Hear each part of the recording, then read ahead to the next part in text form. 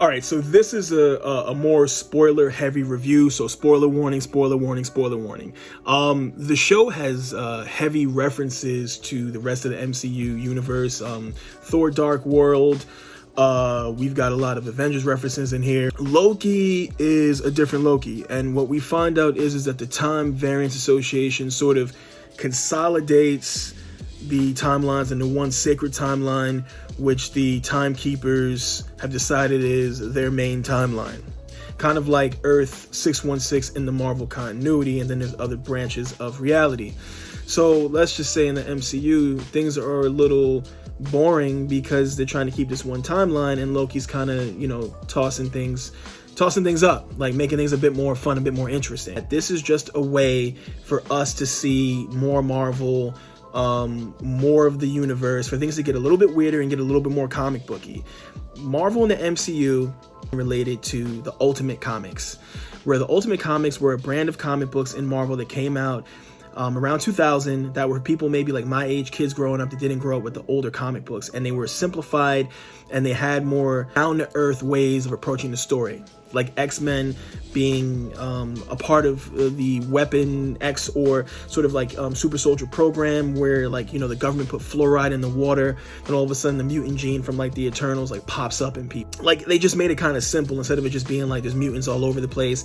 That's why you have all these events where people get wiped out, or Wanda's erasing mutants, because comic books at some point they get so amazing and so crazy that no matter how dope they are, they're too crazy.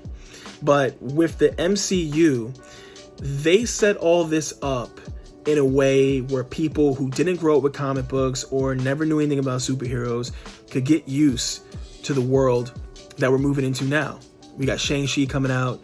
Black Widow's going to explore some things in the Marvel Universe we haven't seen, some new villains.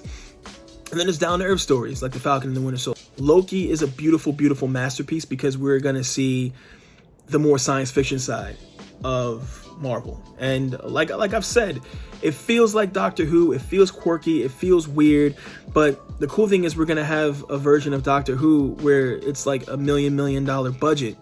Because with Doctor Who, it's a great show, but the acting is what draws you in. The story is what draws you in. Marvel's going to give us that story, but they're also going to give us these beautiful, weird, quirky versions of science fiction. I feel like I'm watching a 70s science fiction show.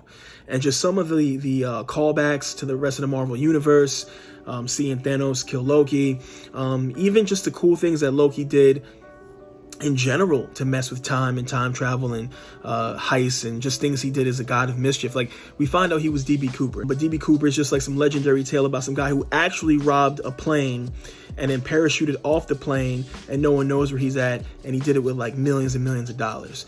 So Loki apparently is D.B. Cooper, and they used the Bifrost to save him when he jumped out of the plane. Regardless of all of that, I think it's a show you guys will enjoy. Not much happened in the first episode.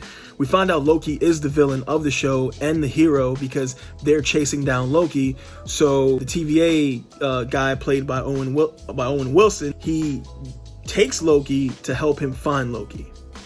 It seems like it's going to be a great show. I'm going to be here with you guys every week, doing reviews, talking about the show. If there's anything I missed or questions you guys have, leave them in the comments. Like, subscribe, and share. Hit that bell for notifications. It's your boy Roddy Vision. I'm still here. Woo! Let's get these likes up, bro. Let's get these subscribers up. Woo! Peace.